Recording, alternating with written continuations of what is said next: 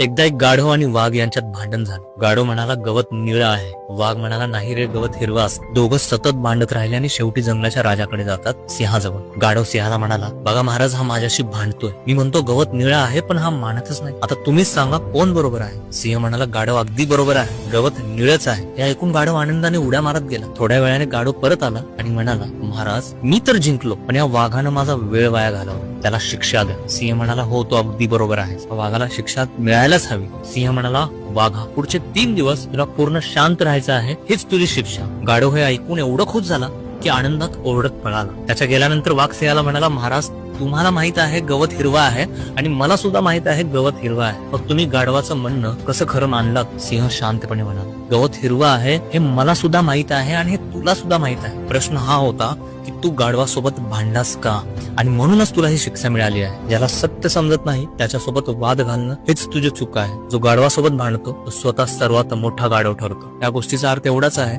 की जगात बरेच हट्टी लोक असतात. जर तू त्यांच्याशी वाद घालशील तर शेवटी तूही त्यांच्याच श्रेणीत जमा होशील. गाढवासोबत वाद जिंकून काहीच मिळत नाही.